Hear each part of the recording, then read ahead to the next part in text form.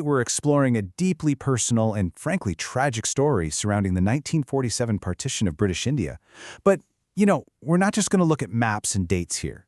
Instead, we're going to try and understand this absolutely massive geopolitical event through the eyes of a 14-year-old boy. His name was Hassan. It's a story that puts a very real, very human face on geopolitical lines, and I'm really eager to share it with you. Okay, let's dive into this. Because to truly grasp the human cost of this massive upheaval, we really need to start with this powerful realization. Hassan wrote this at the end of his life. History remembers borders and battles, but the greatest losses are the families that never find their way home. As we walk through this story today, I want you to keep that thought right in the back of your mind. This single quote literally frames everything that Hassan and, honestly, millions of other ordinary people just like him endured during this era. So let's step back in time. It's the summer of 1947 in a really peaceful village near Lahore. This was Hassan's world. He was known for this bright, infectious smile, and he spent his early life just simply helping his father out in the fields every morning. Then, in the afternoons, he'd play with friends from all different religions. To Hassan, they were all just friends, right?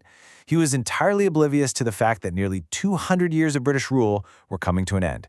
His idyllic, quiet world was about to change forever. Now, what's really striking about this is just how quickly things escalated. Once the political division of the land was actually announced, that peaceful status quo was totally shattered. First, news of the partition spread, and almost immediately, rumors and fear started growing. Neighbors who had lived peacefully, literally side by side for generations, suddenly became suspicious of one another. And by August of that year, the simmering tension completely erupted into horrific violence across the regions. Villages burned, and Hassan's family, like so many others, was forced to just flee into the night. Think about what happens when you have only minutes, literally minutes, to leave your entire life behind. Hearing the violence getting closer, Hassan's mother rushed out and whispered, "We have to leave."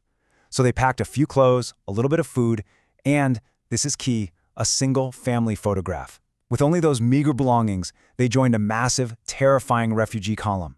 They were marching toward the newly formed Pakistan, walking for days under a burning sun.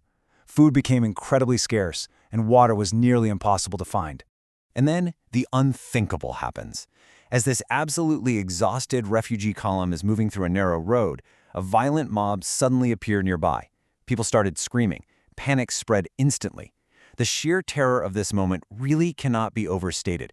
Imagine it, just absolute chaos erupting on a crowded, dusty path with absolutely nowhere to hide. Families scattered in every direction, and the absolute confusion with thick dust kicking up everywhere. Hassan instinctively grabbed his little sister's hand and just ran. His father was desperately shouting for everyone to stay together, but the crowd was way too immense. Terrified people were just pushing past them in a chaotic blur, and in that terrifying fraction of a second, Hassan completely lost sight of his parents. When the dust finally settled, hours later, Hassan and his sister found themselves entirely alone. Hassan had to grow up in an instant. He bravely stepped up to protect his crying sister. He gave her most of his food, carried her when she was too exhausted to walk, and told her stories at night just to calm her down. And for weeks, as they walked with other displaced refugees, he would hauntingly ask this exact question at every single camp they reached. "Have you seen our parents?" But the answer was always no.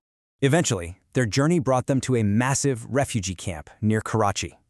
Try to picture this: a sprawling tent city filled with thousands upon thousands of displaced, sick, and grieving people. Everyone in this camp had lost something, or someone. Yet, Hassan was stubborn. Every single day, without fail, he'd walk right up to the registration centers. He'd check with officials, desperately hoping someone, anyone, had reported seeing his parents. Months passed in that camp. Then, one cold evening, a volunteer worker approached Hassan with some completely devastating news. A survivor from the mob attack on that narrow road had actually recognized the cherished family photograph Hassan still carried around. That witness confirmed that Hassan's father had died trying to protect his family during the violence. The father he admired so much was gone forever. But crucially, there was still absolutely no word about his mother. Let's move along and see how this builds over the decades. We start in 1947 with the painful division. Then we move into the 1950s as Pakistan slowly rebuilds and cities grow. By the 1960s, Hassan has worked incredibly hard and actually becomes a teacher. In the 1970s, his sister completes her education and starts her own family. So, new lives were being created from the ashes of tragedy. But notice what isn't happening here: resolution. Hassan never once gave up hope of finding his mother. Every time a search failed, his hope faded just a little bit more, leading us to a fateful day in 1982. 35. I want you to really let that number sink in. That is the agonizing weight of this weight. 35 years had passed since that chaotic, dusty separation in 1947. Think about that. His family buried him with that exact same surviving family photograph. Which brings us to a question I want to leave you with today. When history records the dates and borders of geopolitical conflicts, who accounts for the enduring legacy of loss borne by ordinary families across generations? It's a heavy thought, I know, but an absolutely essential one. By looking closely at Hassan's deeply personal tragedy today, we get a much clearer picture of the true, universal cost of historical conflicts. I really hope this explainer has given you a new perspective on how we view history. Keep asking these big questions, and thank you so much for learning with me today. An elderly woman arrived at a community center. She had spent decades searching for her missing children. When Hassan was called over to meet her, well, his hands began to shake. The elderly woman was holding the exact same family photograph. After 35 long years, a mother and son, who both firmly believed the other was dead, were finally reunited. It was a reunion emotional beyond words, but the harsh reality of the situation meant their joy was, sadly, devastatingly short-lived. Due to severely damaged health from years of profound hardship and displacement, Hassan's mother passed away peacefully just a few months after they finally found each other. Fate had granted them one final chance to be together, but the physical toll of their history just couldn't be magically undone. On her final day, holding her son's hand, these were among her very last words: "I searched for you every day." When she passed away, Hassan felt this profound, overwhelming mix of emotions. Joy, for sure, because he had finally found her and knew the truth, but also immense sorrow because they had lost so much time, decades literally stolen by violence, decades that could absolutely never be returned to them.